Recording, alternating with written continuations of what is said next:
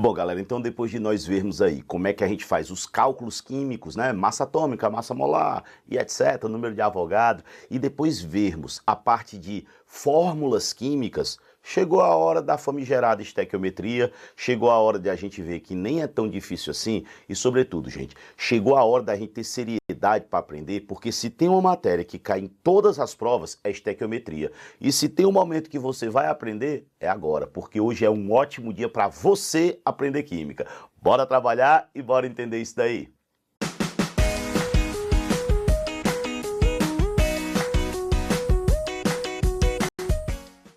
Cara, estequiometria, de uma forma bonita, é a determinação quantitativa da relação entre os reagentes e os produtos. É quanto é que eu preciso de um reagente para formar uma certa quantidade de produto.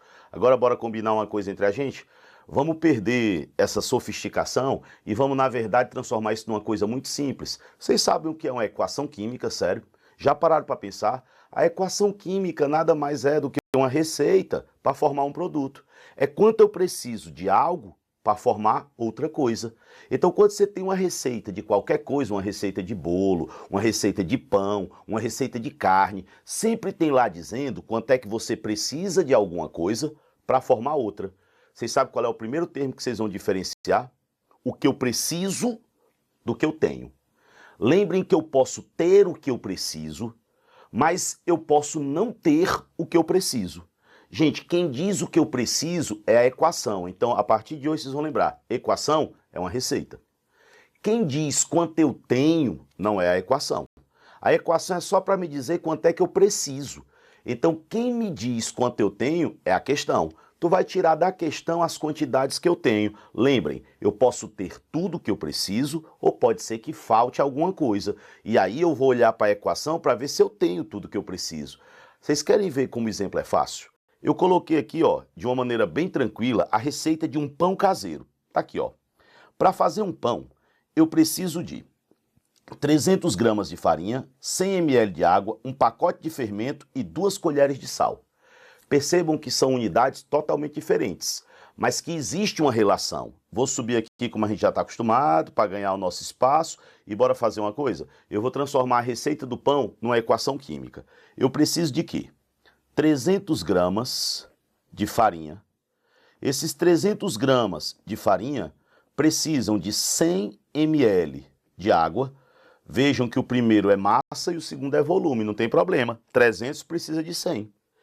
Eu preciso de um pacote de fermento e eu preciso de 2 colheres de sal. E isso vai me dar um pão.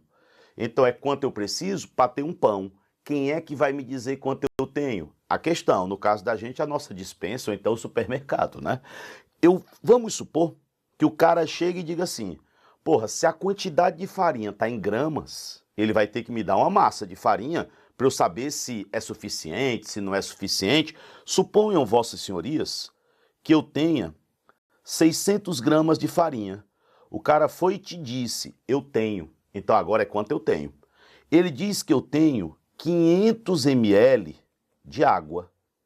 Ele fala que eu tenho 3 fermentos.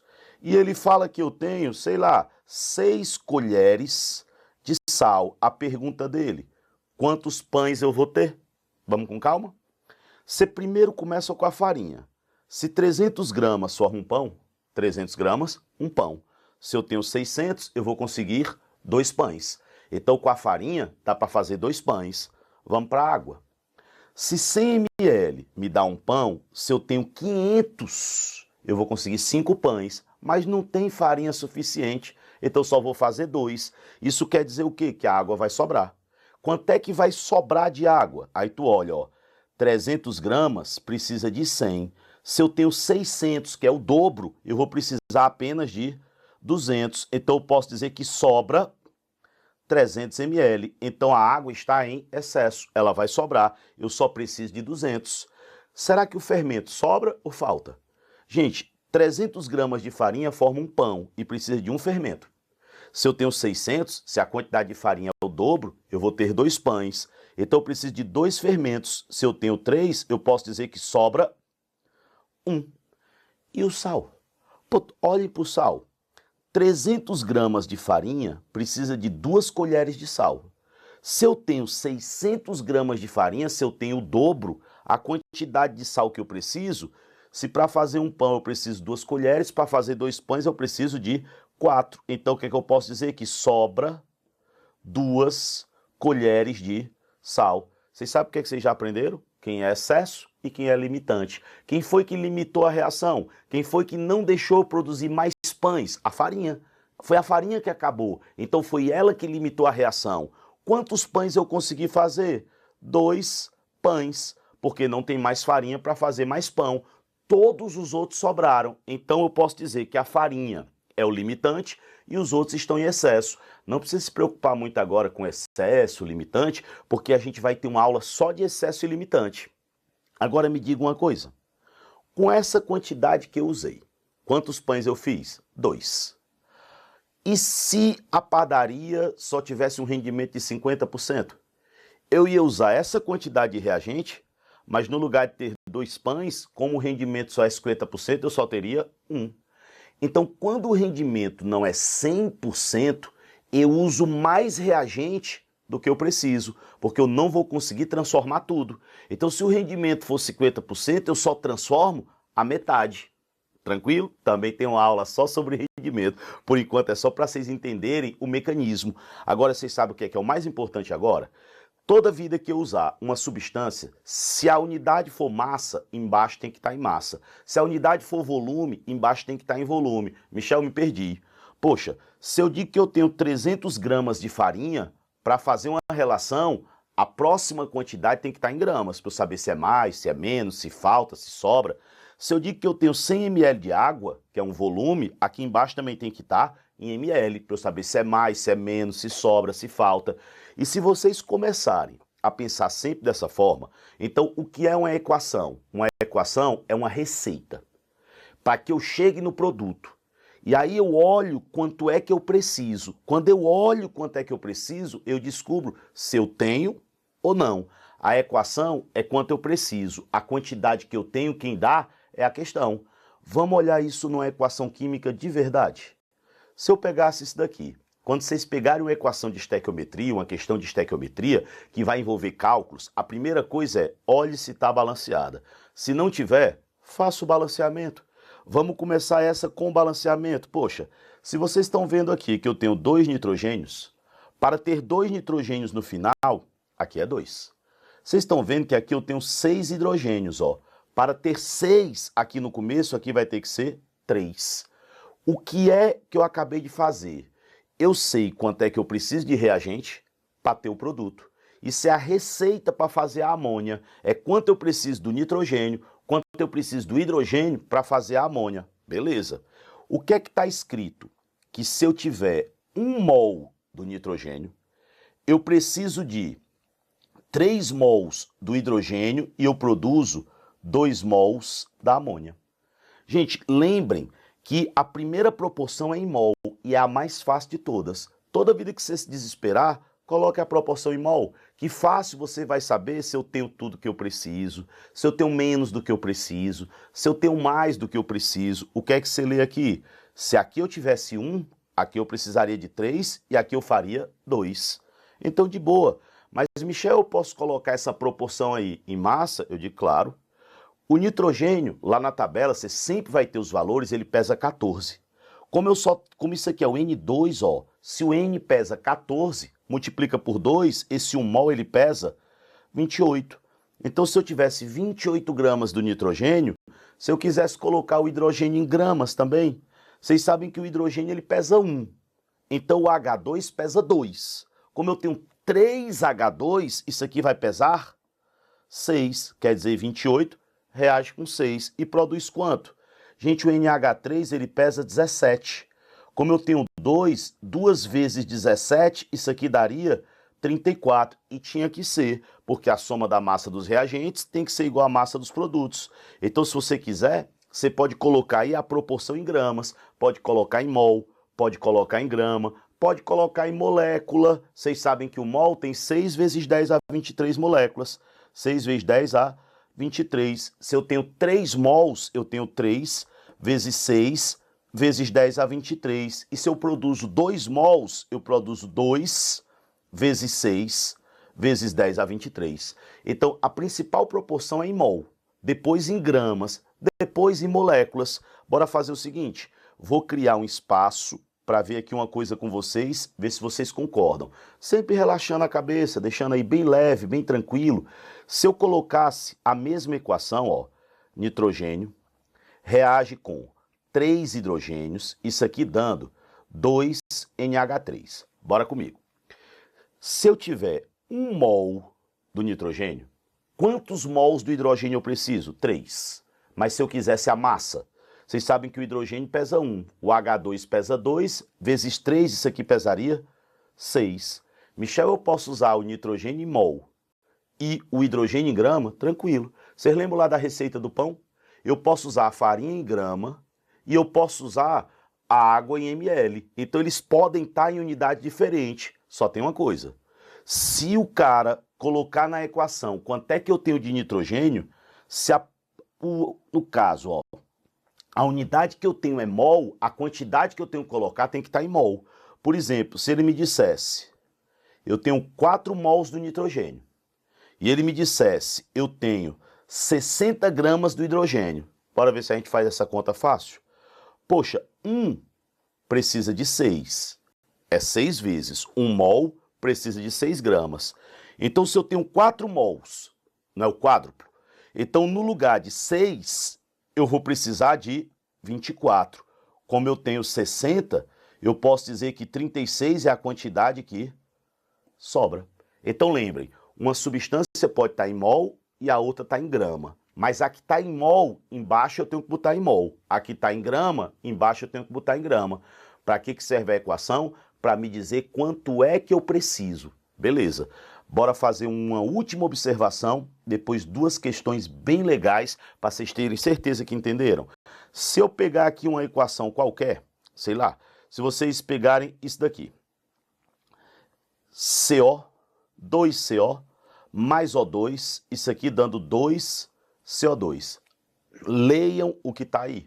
Vocês estão vendo que eu tenho os reagentes e os produtos.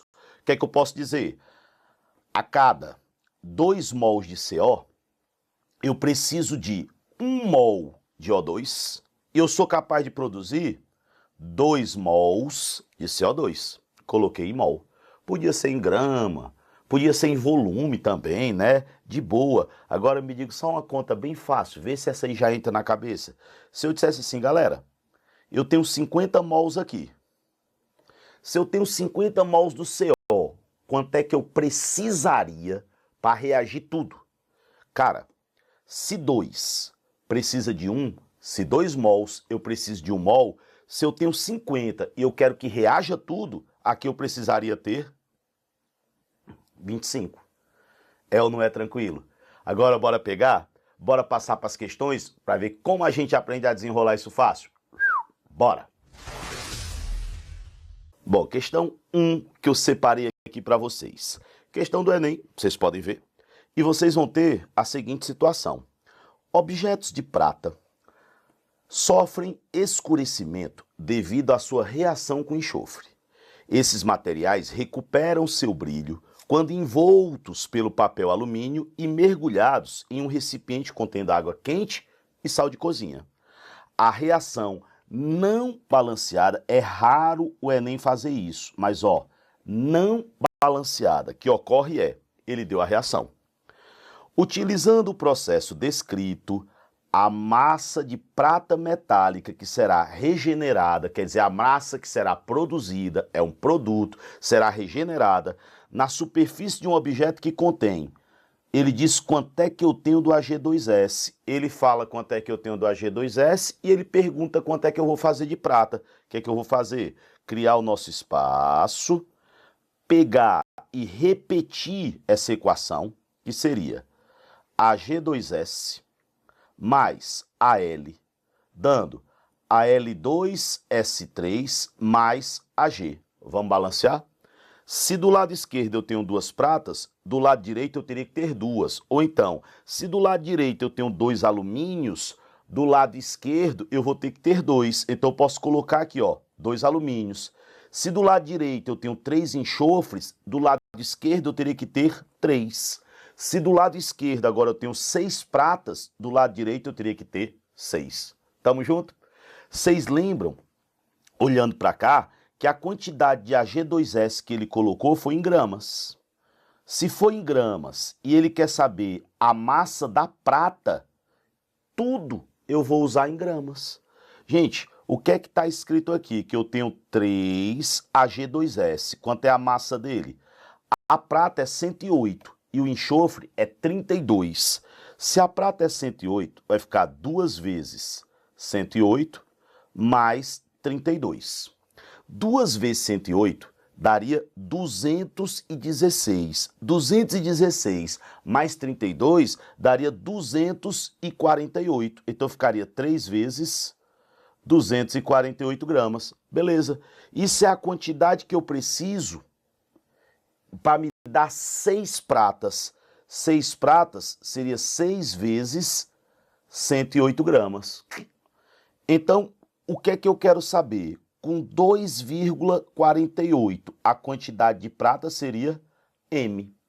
Uma vez que eu fiz isso, eu vou simplesmente perceber que esse 248 com esse 2,48, aqui vai dar 100 e aqui vai dar 1.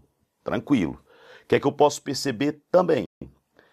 Aqui esse 3 eu posso cortar com esse 6, aqui vai dar 1 e aqui vai dar 2. Faça a multiplicação em cruz. Ficaria 100 vezes M é igual a 2 vezes 108 daria 216. Então, a massa M vai ser igual a 2,16. Calculamos a quantidade de prata, que daria a letra D de dado. Então, quando você tem uma substância e ele pergunta a outra, primeira coisa que você faz, olha para o comando e percebe. Ele deu em quê? Em massa? Ele deu em mol? Ele deu em molécula? Se ele tiver dado em massa, você coloca em massa. Se ele tiver dado em mol, você coloca em mol, que foi o que nós fizemos. O que é que eu aconselho? Olhar essa questão com calma, tentar fazer de novo, tá? Para ver se você está bem seguro quanto a isso aí. Mas vamos para a segunda questão. Também nesse estilo, tá? De estequiometria tranquila, que dá para você desenrolar. Olha só o que é que eu pus aqui. Enem PPL 2012. Ele diz: pesquisadores conseguiram produzir grafita magnética. Gente, por favor, grafita é um alótropo do carbono, é o grafite. Então essa grafita é feita só de carbono. Ele diz que foi feita por um processo inédito em forno com a atmosfera controlada em temperaturas elevadas. No forno são colocados grafite e um óxido metálico, tal como CuO. Se é grafite e um óxido metálico, ele já te disse o que é. Eu vou ter grafite, que é o carvão, que é o carbono, né? Tá aqui, ó. Eu vou ter carbono, mais um óxido metálico, que é o CuO. Aí ele continua dizendo: nessas condições, o óxido é reduzido e ocorre a oxidação da grafita. Oxidação da grafita é entrar oxigênio, com a introdução de pequenos defeitos, dando origem à propriedade magnética do material. Considerando o processo descrito com um rendimento de 100%, 8 gramas de CuO produzirão uma massa de CO2 igual a... Ele acabou de dizer quem é que é produzido. Ele disse que é produzido o CO2. Gente, se o C se juntou com O, quem é que vai ser liberado? O Cu. Agora a gente pega e balanceia. Se eu for balancear, ó, como aqui eu tenho 2 oxigênios, para ter 2 aqui, ó, 2. 2 cobres, aqui eu teria que ter 2. Podem olhar que tá tranquilo, tudo balanceado. Agora, o que é que a gente vai fazer? Vamos para os dados. Qual é a substância que ele deu? Ele disse que eu tenho 8 gramas de CuO. Comando, 8 gramas de CuO, tá em massa, então o CuO vou colocar em massa. Ele quer saber, produzirão uma massa de CO2. Se ele quer saber a massa, o CO2 eu também vou colocar em massa. Onde é que está o CuO? Bem aqui. Eu tenho 2 mols. Se eu tenho 2 mols, ficaria 2 vezes. A massa do cobre é 64, mais a massa do oxigênio é 16. E isso daqui produz. Vejam que ele só relacionou o CO com o CO2. Michel, e os outros? Gente, ele não falou, então não interessam. Só interessa o CO e o CO2. Se vocês calcularem a massa do CO2, o carbono é 12. O oxigênio é 16, ficaria 2 vezes 16, dá 32, mais 12, isso aqui vai dar 44. Então essa massa aqui, ó, é 44 gramas. Quanto é que ele usou de CO? 8 gramas. Vamos criar o nosso espaço aqui? Levanta, vamos criar o nosso espaço. O que é que nós sabemos? Que se vocês fizerem uma soma aqui, que não é muito difícil, ó, 64 mais 16, isso aqui vai dar 80. Então vai ficar 2 vezes 80 gramas, produz 44. Tá aqui, ó, eliminei isso. Então se eu tenho 8, vai produzir M. Poxa, 80 com 8, aqui dá 10 e aqui dá 1. 44 vezes 1. E do outro lado, ó, 2 vezes 10, 20. Ficaria 20M é igual a 44. Esse M é igual a 44 dividido por 2, 22. Por 10, 2,2. Então, 2,2 gramas de CO2. Aqui, ó. Item A seria a resposta. Então, o que é que a gente acabou colocando na nossa cabeça? Quando eu tiver uma equação, eu sempre olho para a questão. Se ele tiver me dado os dados em massa, cada substância eu também vou colocar a massa. E eu sempre olho a proporção do que ele está dando. Lembrem, se ele não der a equação, ele vai dizer o que é que ocorre. Então vocês viram 2 questões aí do Enem. Viram como dá para a gente desenrolar, como dá para a gente desenvolver sem medo, com paz, com tranquilidade. Ao longo dessas aulas próximas, a gente vai fazer muita questão, mas muita questão de estequiometria. Então esse medo normal que a gente tem, ele vai se perdendo aos poucos. A gente vai estar tão familiarizado que vai ver que não tem muito problema, tá? Então, ó, vamos acreditar nisso daí, vamos olhar esse vídeo, vamos seguir pro próximo, que no próximo a gente já vai evoluir pra caramba. Beijo imenso no coração de vocês e já quero que a gente vá pro próximo imediatamente. Bora!